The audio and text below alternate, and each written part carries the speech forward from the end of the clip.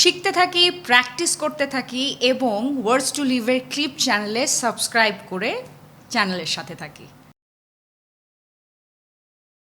জাদুঘরে এমন একটা জায়গা, জাদুঘর মানে জাদু নয়। অনেকে আমাকে আমাকে প্রশ্ন করে, আমাদের স্টুডেন্টরা যখন যেত, আমি যখন জাদুঘরে দেখাতাম, আমার খুব ভালো লাগতো গাইড করতে, বিশেষ করে ছোটদেরকে, শিশুদেরকে। আমাদের রেগুলার স্কুল প্রোগ্রাম থাকতো, তো আমি আসলে গাইডের ট্যুরটা করার ব্যবস্থা করতাম, আমার উপরে দায়িত্ব থাকতো। এবং আমি খুব ভালোবাসতাম আমাদের ছোট ছোট সোনামণিদেরকে নিজেদের ইতিহাসটাকে জানিয়ে দেওয়া। এবং তখন প্রথম কথাটাই ব্রিফিং করার সময় আমি বলতাম যে দেখো, এখানে কিন্তু হিন্দু, মুসলিম, বৌদ্ধ, খ্রিস্টান বলে কোনো কথা নাই। আমরা একটা বাংলাদেশের অধিবাসী, আমরা বাংলাদেশের নাগরিক, বাঙালি বা আদিবাসী যাই হই না কেন, আমরা আমাদের একটাই পরিচয়, আমরা বাংলাদেশকে ধারণ করি, নাগরিক এখানকার। আমরা সবারই আমাদের সমান অধিকার এবং আমাদের ইতিহাসকে আমাদের জানতে হবে। তো তখন আমি যখন নিয়ে যেতাম এই কথাগুলো বলে, তারপর কারণ যেহেতু ওখানে গিয়ে যখন দেখবে যে মূর্তি আছে, আমাদের আসলে এমনভাবে এই গোড়ামিগুলো শেখানো হচ্ছে, আমি খুব মর্মাহত হতাম মাঝে মাঝে। ছোটো ছোটো বাচ্চারাও বলতো যে এই মূর্তিগুলা কেন রাখা হচ্ছে। হ্যাঁ, তা আমি তখন বলতাম যে না, এটা কিন্তু মূর্তি না, শুধু এটা অবশ্যই একসময় পূজিত হতো, কিন্তু এটা কিন্তু শিল্প। হ্যাঁ, এটা তোমার ভাস্কর্য, এটা তোমার ইতিহাস, এবং এই শিল্পটা কিন্তু তোমার ইতিহাসের অংশ।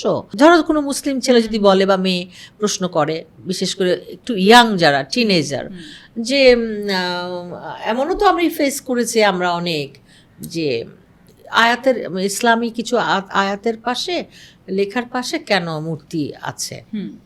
তো এটা না, এই যে মূর্খতা, ওই যে না জানাটা, ওটা যে লেখা আছে ওটা কিন্তু কোনো আয়াত শুধু না, ওখানে লেখা আছে কোন সুলতান কোন সময় কোন মসজিদ প্রতিষ্ঠা করেছে। ওটা একটা ফাউন্ডেশন স্টোন।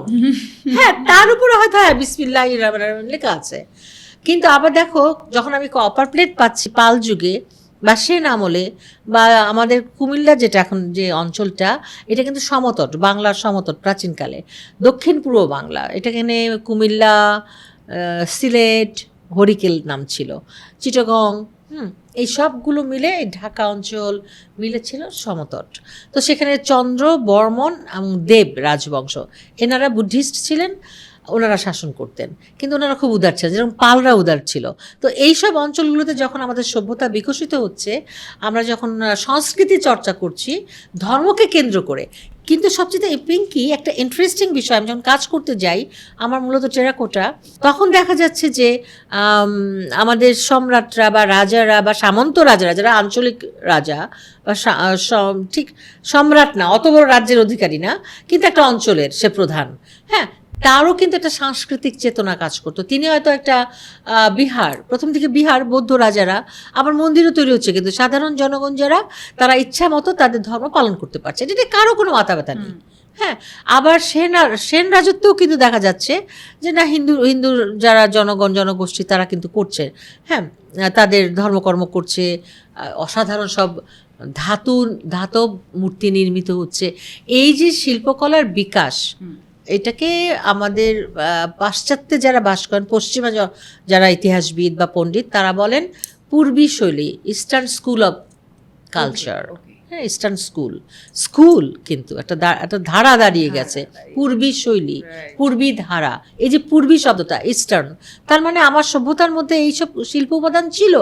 আর আমি মুসলিম বা আমি বৌদ্ধ, আমি খ্রিস্টান, তার চেয়ে বড় কথা যে আমি আমার বাংলাদেশের অধিকারী, নাগরিক, এবং আমি অনেক বড় একটা ঐতিহ্যের অধিকারী। এবং এইটা যখন আমি জানবো, আমার বাচ্চারা যখন জানবে, তখন কিন্তু সে কোনো দিনই ধর্মান্ধ হবে না, কখনো সে কুপমণ্ডুক হবে না, কখনো সে সংকীর্ণ হবে না। সে বলবে যে না, আমরা সবাই একসাথে এক জায়গায় ভালোভাবে মিলেমিশে বসবাস করব, সব কিছুই আমার, সব কিছুই তোমার। এবং আমাদের সংস্কৃতি কিন্তু খুব মিলনে মিশ্রণে গড়ে উঠেছে, এবং এই জন্য এত রিচ কিন্তু। হ্যাঁ, তো এটা যদি আমরা বুঝাতে পারি বাচ্চাদেরকে, এই শিক্ষাটা কিন্তু জাদুঘর থেকে নিতে পারে।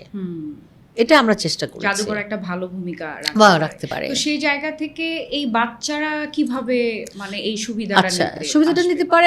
আমি যেমন, যখন আমি ছিলাম, আমি এখন নেই জাদুঘরে, কিন্তু এই নিয়মটা এখনো চালু আছে। আমি তো ধরো 30 বছর ছিলাম, 89 সন থেকে একদমই 2019-এ আমি অবসরে যাই। তো তখন যে পদ্ধতিগুলো চালু হয়েছিল, সেটা একটা ছিল স্কুল প্রোগ্রাম। সেটা দুভাবে হতো, একটা হলো তো তোমার ঢাকা শহরের মধ্যে আমাদের একটা স্কুল বাস ছিল, কিন্তু এটা খুবই ভালো একটা কর্মসূচি ছিল। আমরা একটা প্রেসক্রাইবড ফর্মে টিচাররা এসে ফিল আপ করতেন, ওটা কবে কবে আমরা তাদেরকে আনবো, ওই স্কুল বাসটা সেই সময় মতো গিয়ে স্কুল থেকে তুলে নিয়ে আসতো বাচ্চাদেরকে, উইথ তাদের শিক্ষকরা আসতেন সাথে। তারপর আমরা ওদের ব্রিফিং করে গ্যালারিতে, আমাদের এখন বোধহয় একটু বেশি গ্যালারি হয়েছে, তখন 45টা গ্যালারি ছিল, এই গ্যালারিগুলো তারা দেখতো, আমরা গাইডেড ট্যুর করতাম। তো তখন আমি বিশেষ করে আমার যেটা ভূমিকা থাকতো, আমি খুবই ওদেরকে সেই প্রাচীন ইতিহাস থেকে শুরু করে ব্রিফলি খুব অল্প কথায় সব কিছু দেখাতে, হয়তো ধরো ওরা ক্লান্ত হয়ে যাবে, সেই জন্য আমি হয়তো 1 ঘন্টা কি 1.5 ঘন্টা, আর বড়দের জন্য 2 ঘন্টা 2.5 ঘন্টা কোনো ব্যাপার ছিল না। তো ওদের জন্য নির্ধারিত ছিল প্রথম 10টা প্রাকৃতিক ইতিহাসের গ্যালারি আছে মিউজিয়ামে, যেমন সুন্দরবন দিয়ে শুরু, একটা বড় ম্যাপ দিয়ে শুরু, কিন্তু বাংলাদেশের ম্যাপ দিয়ে। তো কোথায় কোথায় আমাদের প্রাচীন স্থাপনাগুলো আছে, মহাস্থানগড় উত্তরবঙ্গে, তারপর কান্তজির মন্দির, তারপরে পাহাড়পুর কিন্তু বিশ্ব ঐতিহ্য, ওয়ার্ল্ড হেরিটেজ সাইট আমাদের, সুন্দরবন আমাদের ন্যাচারাল ওয়ার্ল্ড হেরিটেজ সাইট। এই যে বিষয়গুলো গর্ব করার মতো, আমাদের সমুদ্র সবচাইতে বড় সমুদ্র সৈকত, 122 কিলোমিটার লং, 122 কিলোমিটার, এবং অসাধারণ সুন্দর একটা সমুদ্র সৈকত আমাদের। তো এই যে আমাদের প্রাকৃতিক সম্পদ, তার সাথে আমরা খুব ভালো মতো ট্রিট করছি না, বা ওইটাকে যে আমরা তো এটাকে বাণিজ্যই করতে পারি, পর্যটনটা বিকশিত করতে পারি সুন্দর করে। আমাদের সবচেয়ে মুশকিল কি জানো, নিরাপত্তার অভাব, এবং কিছু ইনফ্রাস্ট্রাকচার লাগে। বিদেশিরা যখন আসবেন, পর্যটকরা, তাদের জন্য কিছু অ্যামিউজমেন্ট, তারা যে সংস্কৃতি থেকে আসেন সেই সংস্কৃতির যে কিছু জিনিসপত্র তাদের লাগে, যেমন ধরো মিনিবার তো আমাদের আছেই, থাকে, এখন অবশ্যই অ্যালাউ করে পর্যটন বা সরকার থেকে নিয়ম আছে, তো সেইগুলো থাকতে হবে, বিশেষ করে নিরাপত্তাটা থাকতে হবে। এগুলো পেলে পরে আমাদের পর্যটনটা বিকশিত হবে। আর মিউজিয়ামে কিন্তু আসে প্রচুর বিদেশি অতিথিরা আসেন, রাষ্ট্রীয় অতিথিরা আসেন। মিউজিয়াম দেখলেই তোমাকে আমি আগেই বলেছি যে এটা একটা জাতির আয়না, দর্পণ। একজন বিদেশি অতিথি এসে যখন প্রথমে জাদুঘরটা দেখে নেন, তখন কিন্তু একটা গোটা জাতিকে তাদের দেখা হয়ে যায়।